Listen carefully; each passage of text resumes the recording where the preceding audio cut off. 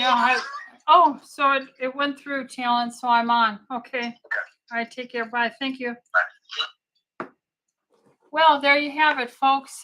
This is Dr. Ellithorpe at Tustin Longevity Center here in Southern California. We're an integrative practice. We've been doing this for 44 years myself.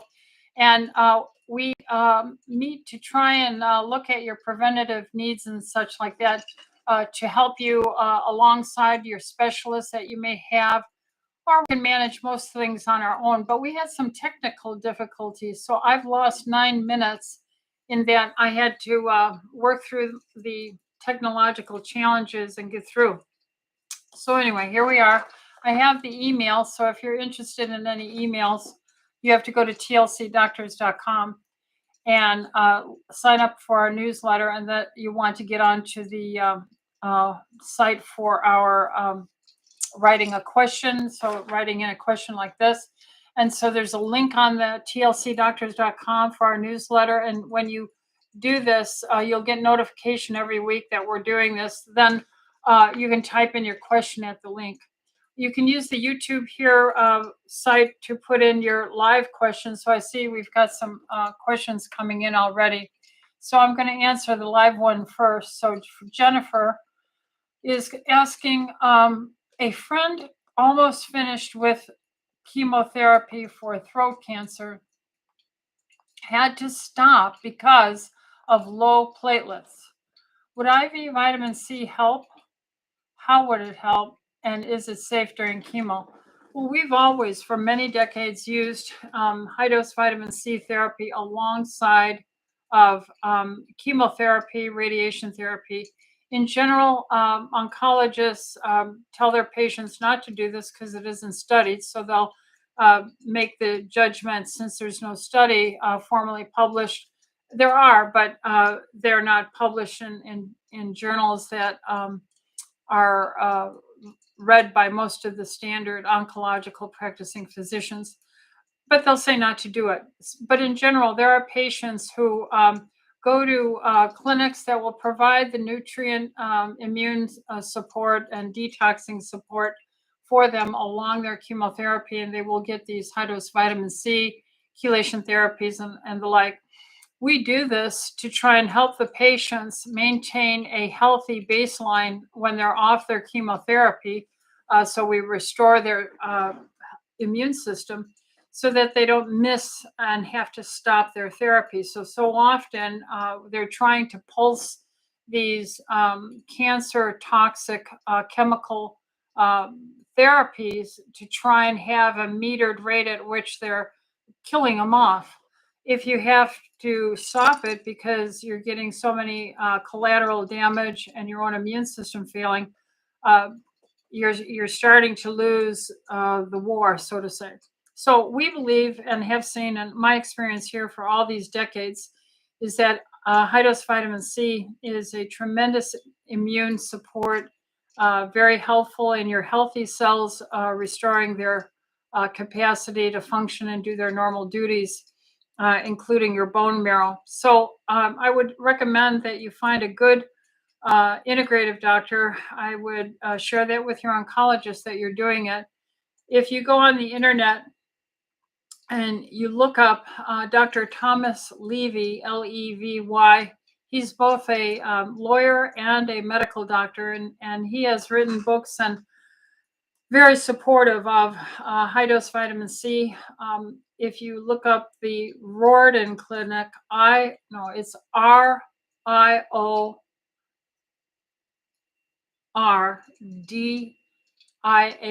or DAN, Riordan Clinic, and that's Dr. Honeycock. It's a very weird name, but if you see Humming or Honeycock, he's the new leader because Dr. Riordan passed away a decade or two ago. The Riordan Clinic is in either Kansas or, I think it's Wichita, Kansas, Riordan Clinic, RIORDAN, Riordan Clinic. Yeah, and it's in Wichita, I believe, Kansas. And it's been there for 40, 50 plus years. It has taken all these kinds of cancer patients and supported their immune system to maintain their immune baseline to tolerate and work with the oncology's plan for managing the cancer, while we're trying to help all the healthy cells as integrative doctors in support. There's another place that you could go, another oncology trained location. This is Dr. James Forsyth, Forresyth. Yeah, Forsyth, Forsyth James, and he is in Reno, Nevada. Now, I do believe, he was in his early 90s, and I believe he just passed away last month. But he was an oncologist and opened up his integrative oncology clinic in Reno, Nevada in 1988, I believe. And he has trained many physicians in the integrative use of high dose vitamin C, chelation therapy, glutathione, various nutrient IV supportive therapies with people with special diseases, cancer. And he has the largest recorded database of stage 4 cancers and their outcome. We're talking in many hundreds, maybe 1,000 at this point. I went to his clinic and worked with and around his place, saw what was going on. And I believe at that time he had maybe like 700 patients in his case study series to supply. And the results were extremely remarkable as far as life extension goes. So that's my answer to you. Yes, it will help. How does vitamin C help? Well, vitamin C is a powerful antioxidant, and it helps to reduce and restore the values of other antioxidants like vitamin E and their roles in cell metabolism. So it is such a small molecule, it is mistaken for glucose. We believe the cancer cells are operating on a fermentative anaerobic engine in their mitochondria to process their energy needs. So they don't need oxygen and they gobble up glucose tremendously.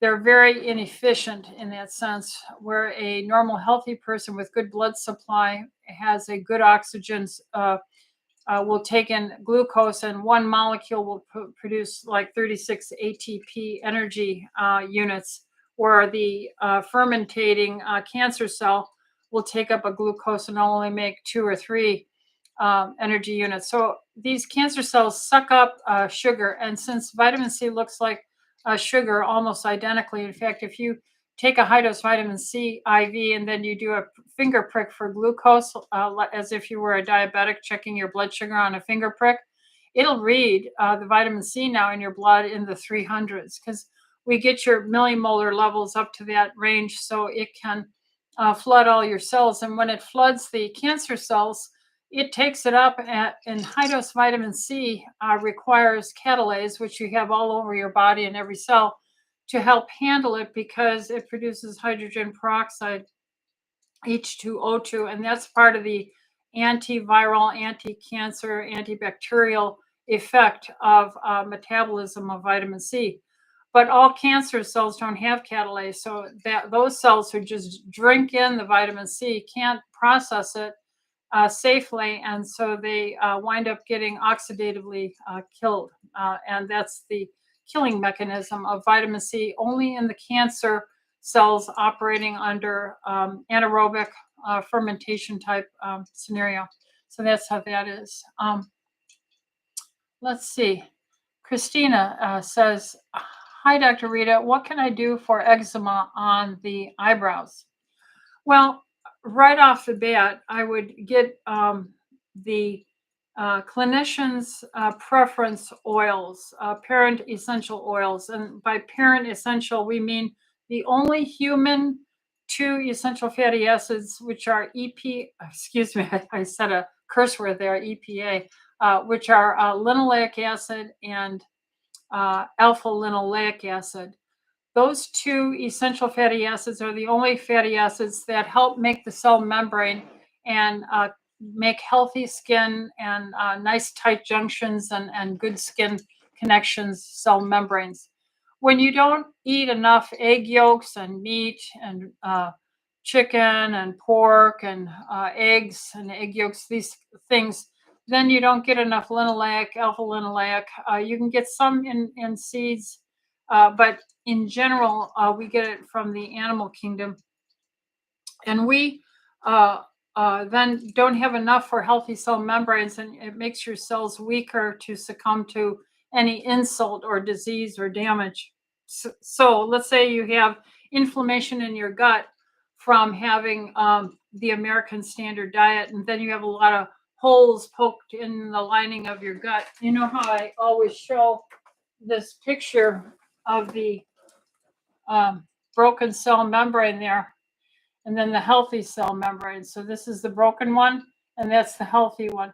And you have to eat enough fat and proteins so that you can fill those holes in and have a nice healed membrane like that. So your eczema is literally looking like that.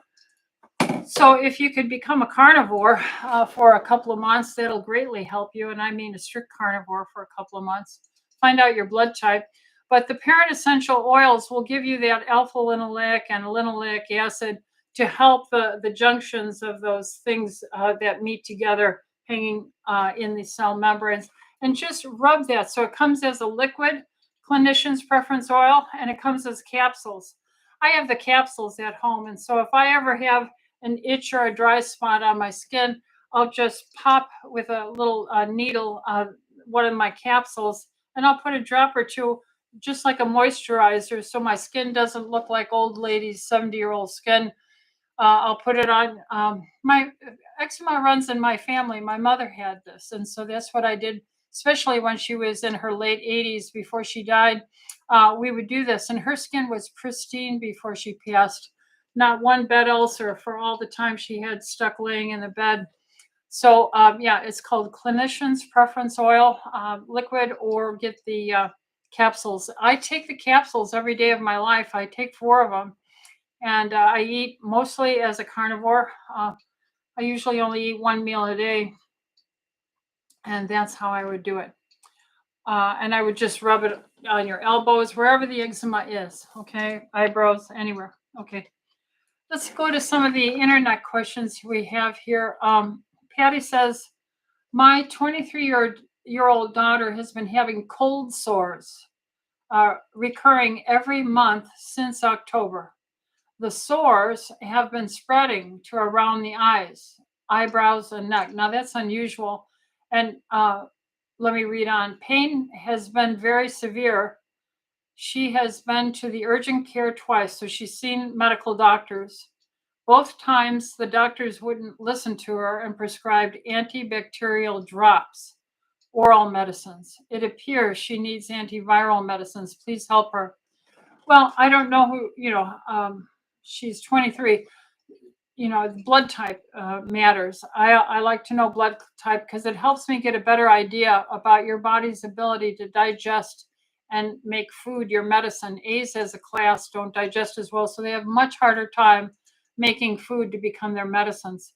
But in general, what I would do is, as long as you're sure that this is not shingles or a herpetic and anything near the eyes, I would always see the doctor and make sure it's not involving the eye itself, because then that could really become a serious and even blinding problem. But recurrent viral sores, typically around the mouth or the nose, this could be secondarily infected, erysipelas, and we would have to give a anti-staph, antibacterial. But the Argentin spray is what I would use. And we have it as a gel, and we have it as a liquid, and we have it as a spray. So you could put gel on any site around any sore that might be around the body. I would spray the face with the Argentin spray morning and evening because it works as an antiviral, antibacterial, antifungal. I would go on a carnivore diet because it's the quickest healing diet to lower the blood sugar so that your immune system can build up, because the standard American diet has so much starch, fruit sugars and carbohydrates in it, it's depressing the white blood cell count and immune function and their phagocytosis and movement. And for any one, fruit or donut or bread you eat, it can take 8 hours to recover. And if you eat bread twice a day every 12 hours, you're spending two-thirds of your day with a poor immune system. So I would go on high dose vitamin D. I would get the vitamin D 50,000 if you haven't been on any. And I would take one a day for a week. And then I would take one a week for the rest of the time until you're healed, and see a doctor, find a good functional doctor. Again, if it has anything to do with your eyes, you have to see a medical doctor. The other thing is, so we talked about Argentin, we talked about lowering your blood sugar, we talked about vitamin D. I would go on a wonderful multi-mineral. We use TLC multi-mineral Albion chelated minerals that are well clinically researched here. It has the nice high zinc. Zinc works to fight viral replication. And then I would go on quercetin, and we put that in a product called Seasonal Shield. And it has a high quercetin amount, high quality. We've clinically tested it. I use everything I'm telling you right now, I use all the time. The quercetin is Seasonal Shield. You load the first day with at least 8 capsules, 4 twice a day, to get that quercetin, that anti-mast cell level up, the antiviral activity, the anti-allergy reaction, and then use 2 or 3 a day, probably 3 with her history. And you have your minerals, you have your vitamin D, you have the Argentin silver, you have the carnivore or very, very low carbohydrate diet, never eating late at night. And then I would use a vitamin C. I would get buffered vitamin C oral capsules, and I would just open the capsule into my mouth and let it hit the tongue and get all over. Do that before you go to bed, first thing when you wake up, and take another 2 or 3 capsules during the day, just to keep your vitamin C. And that helps the integrity of um, uh, the fibers of the tissue, the elastin, collagen fibers, to adhere and heal better without little scars from those ulcerations. So those are the things I would do. Let's see. We have Jennifer. Jennifer says, my husband passed. Oh, I'm sorry, Jennifer. He passed on January 4th, 2025. All right. I'm sorry. And he was 85, so he lived a very long life like my mother. I was just reviewing a test that was not accessible until weeks later for PTH, that's parathyroid hormone. And it was 276.1 with a reference range of 8.7 to 77. I'm hoping you define a bit about what this means if possible. Parathyroid hormone is in along your thyroid. There's 4 of them. They're very small. And then you have your big thyroid gland. High parathyroid, because 276 is a high number, is usually, at least in my clinical experience practicing medicine 44 years without a break, I'm going to say that this is usually linked with very low vitamin D levels, because when your vitamin D drops, and I've seen horrifically low vitamin D levels in the single digits, and I do not agree with their range of 30 to 60 as being adequate. Now I'm starting to see the ranges from 30 to 100. I like my patients to have a vitamin D level somewhere around 80 up to 120. When the vitamin D's drop so low, the parathyroid is worried about your calcium metabolism and bone density with low vitamin D, and it becomes more active trying to get calcium and D to work together to build your bones. So low vitamin Ds are usually associated with very high parathyroid hormones. That's probably the most common cause. And when you're in a hospital or bedridden or not taken outside very much, especially as you get older and caretakers, you don't get good light exposure and no one thinks to give you vitamin D. It drops, your parathyroid goes up. This can be associated with abnormal calcium levels in your blood that can mess up your energy, your fatigue. It can mess up your calcium flux for your heart or for muscle contraction. So people with parathyroid problems, high parathyroid hormones, most likely, it sounds like to me in your situation, he had low vitamin D, and that was overlooked, very likely, very possibly in his care. Vitamin D could have probably helped with that. That's my thought on it. Kathy says, "Hi, Dr. E. What are your target lab values for estradiol, progesterone, testosterone, and DHEA for a menopausal woman?" And that is, well, computer problems. So I'm having little bits of computer glitches even while we're talking here, but hopefully everything's still going. Just give me a thumbs up if everything's going all right. So those ranges, if you're menopausal, there's perimenopause and then there's menopause. Menopause is when you have not had a period for 1 full year, 12 missed months without a menstrual cycle on your own.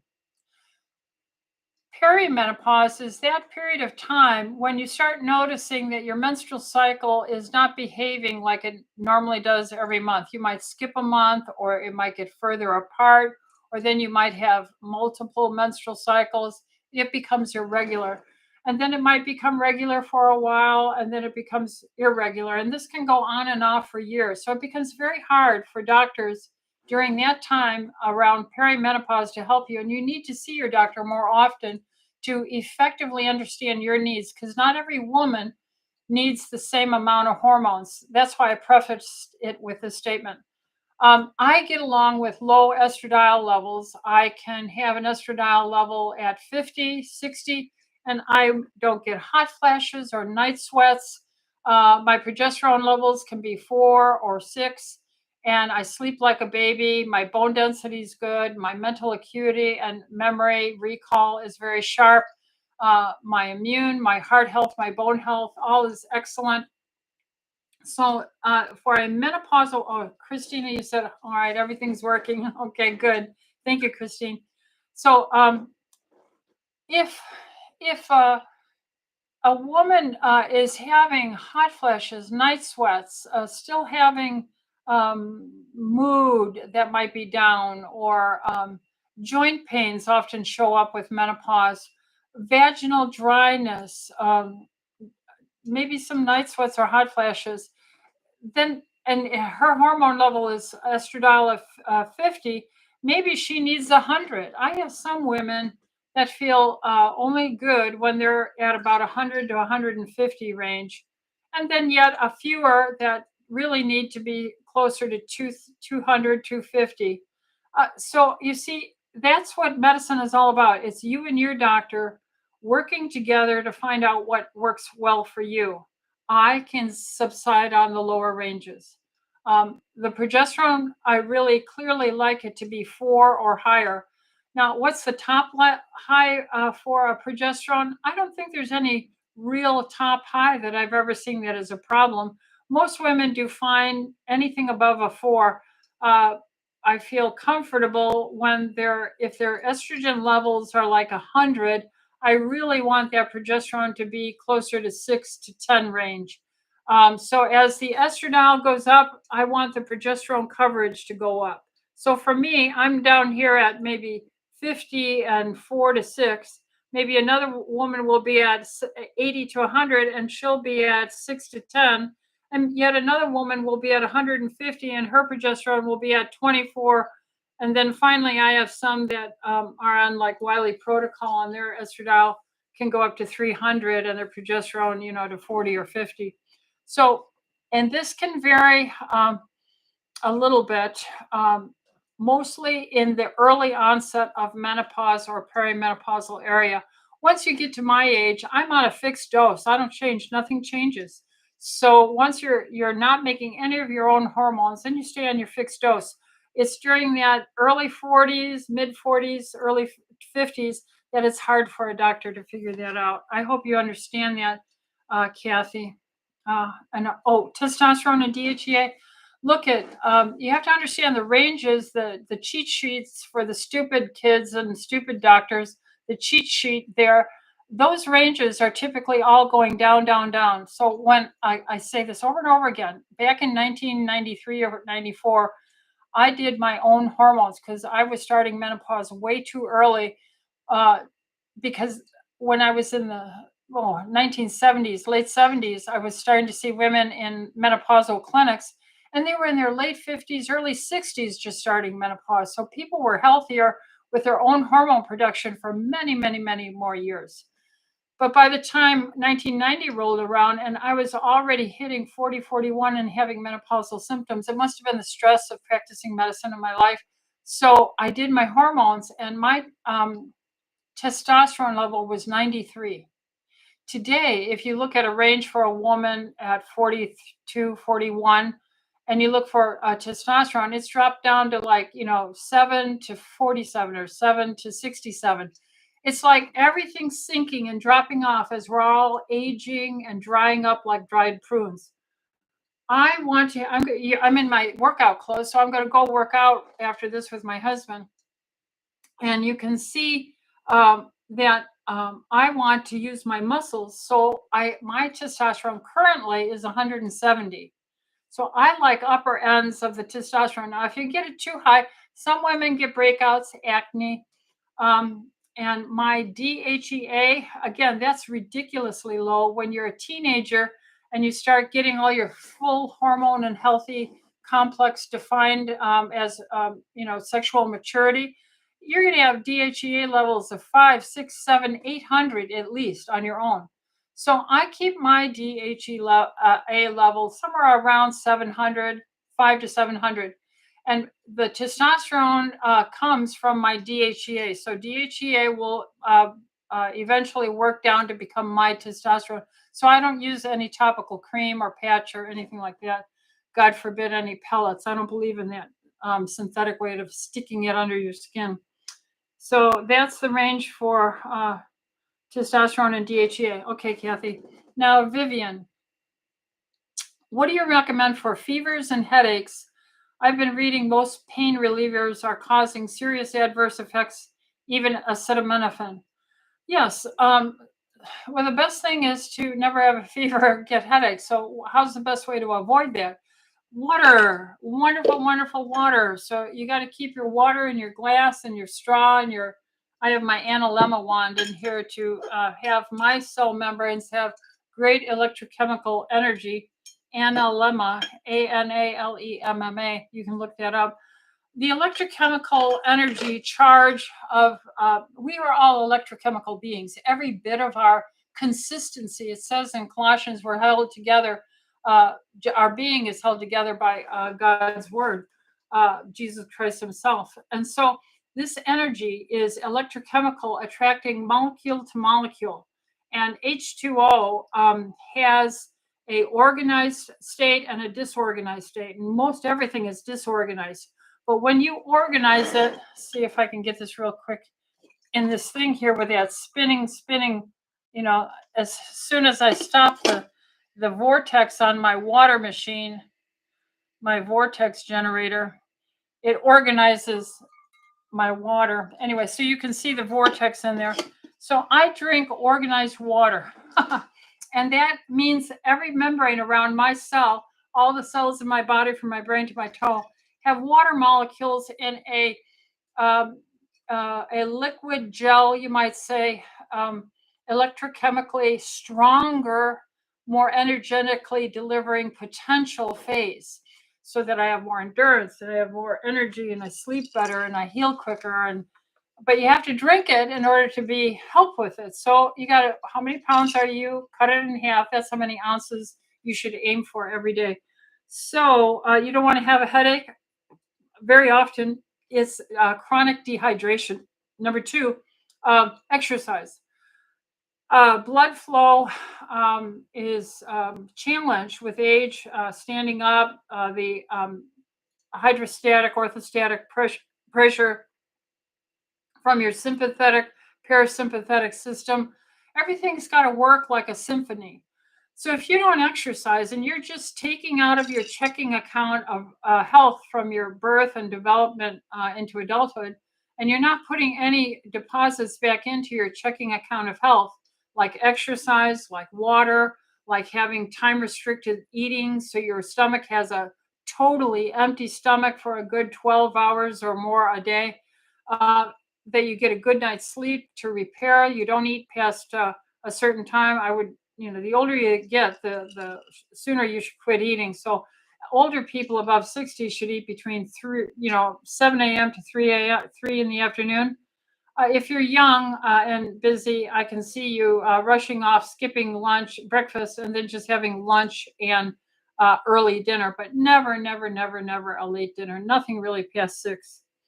So that will help headaches. Now, the other thing I do is I take a very low carbohydrate diet because carbohydrates gummy up, clog up little tiny capillaries everywhere, and they choke and create hypoxia, which makes the cell bust and break up, which creates inflammation, which can create vasospasm and create pain. And so a very low carb diet, we're not made of fruits and vegetables. So the more you eat your healthy proteins and fats, or eat like a carnivore, the healthier you'll be, the less food lectins, food allergens that you're bringing into your body. Now, the next thing I would say is systemic enzymes. I use 5 once or twice a day, all the time now.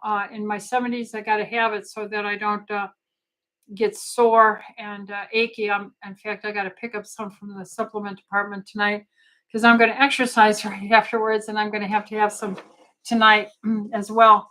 So, anti-inflammatory, because pain is a broken cell. Any broken cell like this is going to create pain, and that broken cell fragments generates information to call for, the inflammatory response, the phagocytes, the white blood cells to move in, killer cells, all that kind of stuff. And that creates heat, redness, vasodilation, pain. Same with a headache, okay?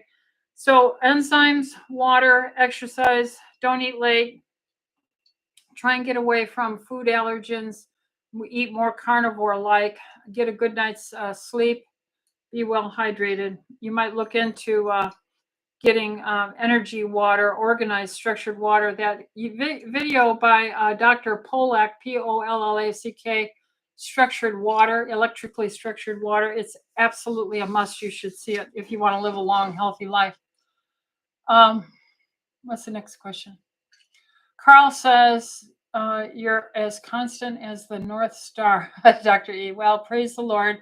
Can you talk to us about electromagnetic frequency sensitivity, EMF sensitivity, and what to do about it? I can't hold the phone anymore because of it.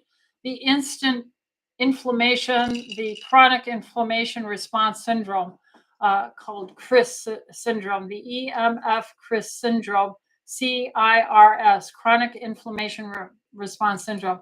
Then your thoughts on taking low dose methylene blue for electron transport chain support response syndrome.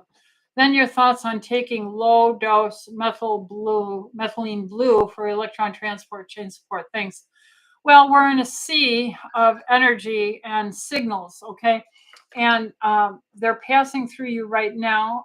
The receptors, the antennas, you have your phone. Receptor antenna is something like the screen here, your laptop, your Wi-Fi, all these means of receiving signals, sending signals. These are antennae with frequencies that are being received and emitted. This energy is changing the environment around it. So if you think of throwing a pebble into a pond that is glassy smooth and you throw a pebble in, then you see the rings, and every molecule in that pond is affected by that stone throw drop, and all the rings are moving, moving out, okay? So the same is happening to every signal energy flow dynamic.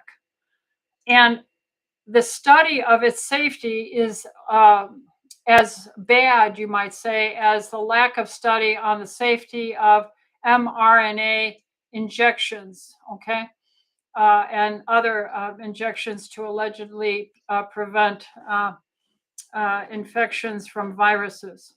So without good study, we are putting something out in the marketing system that has cell damage potential.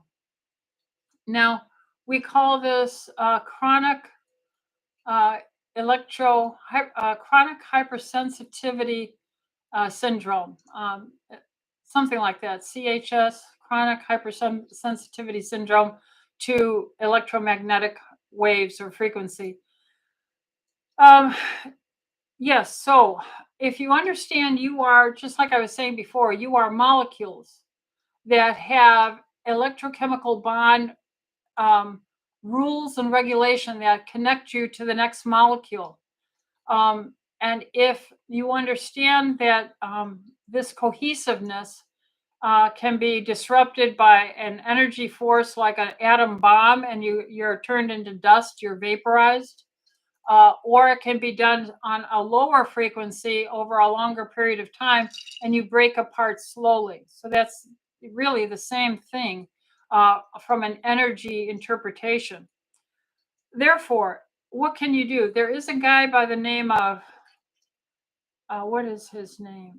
He is the EMP doctor, EMPDOCTOR.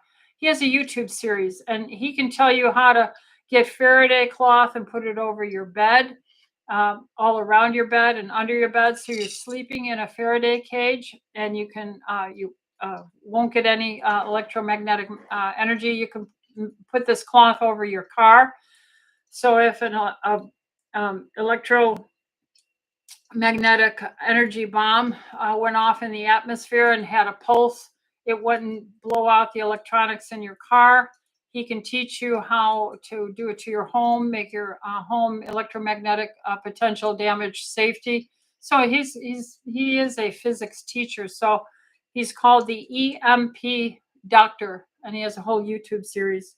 Now, so what can you do? Well, you have to do everything healthy. The quicker you can heal at night when you go to bed, your game is how quickly can I go from these injuries to this healthy cell membrane? And that's going to depend on a capillary, a blood flow. It's going to depend on enough water volume in there to dissolve away the damage, enough enzymes to chop up and take away all the damage. And then it depends on you eating enough healthy fats and proteins. So your game for living a long life is going to be eating the phospholipids that we've been teaching for 40 years here on repairing your cell membranes. And that's in your meat, your fish, your chicken, your pork, your crab, your lobster, shrimp, all those kind of things, your butter, your eggs, and free range dairy, non-homogenized, non-pasteurized, and that's where you will get it. So if you want to have less electromagnetic damage and sensitivity, you have to have healthy cells, healthy immune system, healthy hydration, healthy minerals, you have to have the magnesium, potassium, chromium, selenium, calcium, all these minerals that are involved in your electrical chain transport energy and template for building and repairing your body. And that's how you do it. How to protect yourself is see the EMP doctor, look at his videos, maybe buy the cloth. I bought some. And I, of course, don't put my phone near my bed. And I don't run the Sono music unless I'm having a party or something going on. So I keep my profile electrically very low. Some people shut their whole circuit breaker off on their house at night and keep flashlights at the bed.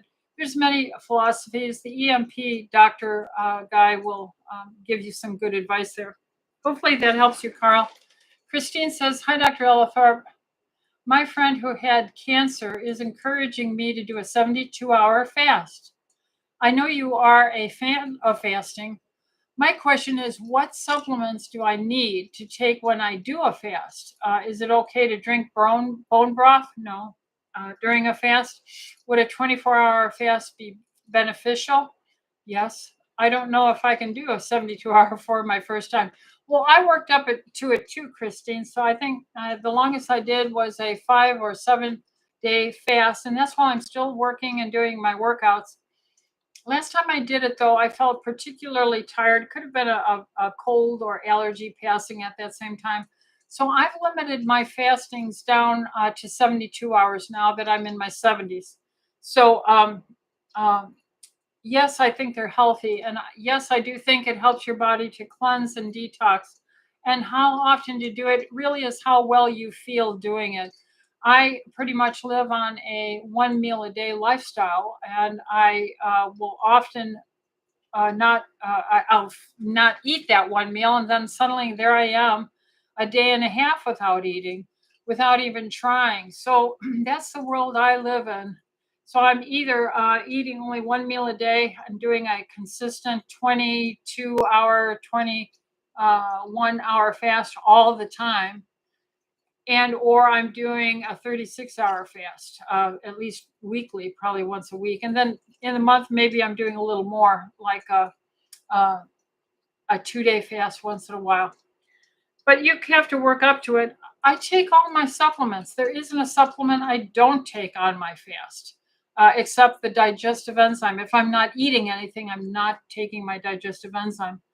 Bone broth has the fats and the proteins and stuff in it. So you're going to be breaking your fast if it's a water fast if you take bone broth. But you can define a fast to be mean whatever you want. Some people define a fast to be a liquid fast. Now, you can't drink a chocolate milkshake. We're talking within, common sense adult to adults here. If you're on a bone broth and you say, well, I'm going to try and just do bone broth for, my breakfast and lunch and see if I can get away with not eating anything and doing everything, that's your fast. See if you can be successful. Then maybe next time you can try and just do one bone broth for just breakfast and make it all the way to the next day breakfast without anything. That's your first 24-hour fast. So you make it do what you want. But yes, a water fast for a day, 2 days, 3 days is extremely health generating as long as you are not an insulin diabetic or in other serious cases, like pregnant or what else. Uh, for the most part, most everyone can do a cleansing fast like that. So on live questions, we have Debbie. She says, I have a teaspoon of MCT oil and a teaspoon of butter in my morning coffee. That's a smart thing. Do you think this MCT oil gives me more energy? The answer is yes, because MCT, it almost feeds directly into producing ketones in your body, and therefore ketones are really the power engine of your brain. And it just is a much higher ability to produce ATPs then. So good for you. And she goes on to say, it gives me more energy for my morning workouts. Yes, the answer is yes, it will. Is there a product that has all the aminos we need? Yeah, it's called Perfect Aminos. Perfect Aminos by Dr. Meinkoff, and he is still practicing medicine, I believe, and I think he's in his 90s. So he's a inspiration to me. He's about 20 years older than I am, and so I pray that I'm still working in my 90s. I'm in my early 70s now. So there you go. It's in a capsule. No, it's in a tablet. His Perfect Aminos are tablets, and then he does have it in the powdered form. So yes, there you go. And then back to these questions. Carl had another EMF question. Dr. Martin Pall, Pall, says that EMFs open up the calcium channels and flood the cells with calcium. The answer is true. So then would taking calcium channel blockers help EMF sensitivity? You have to work with your doctor on that. There's different kinds of calcium channel blockers. The diltiazem kind is a non-dipene medicine. So diltiazem, what's the other one? I can't think of another name, but I know there's two of them, but diltiazem is one. That manages the calcium flow dynamics more of the heart muscle and the actual chronicity of heartbeats because you have very specialized cells there. Calcium is very important in that electrochemical messaging. All the other cells, your muscles and everything, have a little more easier calcium flow dynamic, and that's associated with calcium channel blockers like amlodipine, nifedipine. These are dipene uh, uh, calcium channel blockers, dipene. Calcium channel dipenes are nifedipine, amlodipine, and that it helps you relax your smooth muscles. So would this help with EMF? Yes, theoretically, and you're very smart to be thinking that, Carl. But work with a doctor, see your doctor, talk about it. Let's see what kind of tingling paresthesias you are having and what else might be going on with that as well. Then Diane says, hi, Dr. E. I am asking for a dear friend whose 16-year-old daughter has been diagnosed with rheumatoid arthritis. I need a blood type immediately. She tested positive for mold. What is that? Ochratoxin. Yeah, ochratoxin A, ochratoxin A, and a staph infection in the sinuses. Red meat sensitivity. Yeah, I don't know if I believe that. Possible alpha galactoside deficiency. Where would you start with her toward healing? Well, I want her blood type. She lives in Nashville. Do you know of a doctor like that near you? I don't, but go to acam.org, acam.org, and put it, your address in there, and maybe put a 50-mile radius. Because most doctors who are starting to go to all these integrative training and learn health finally, besides pharmacology and surgery, they're probably going to go to the chelation therapy workshop, the American Academy for the Advancement of Medicine, acam.org. I think Dr. Ken Berry is in that area. Now, when these guys are on the YouTube all the time and they have managers, I don't know that they're seeing people with hands-on so much anymore. I could be wrong. I hope I'm wrong.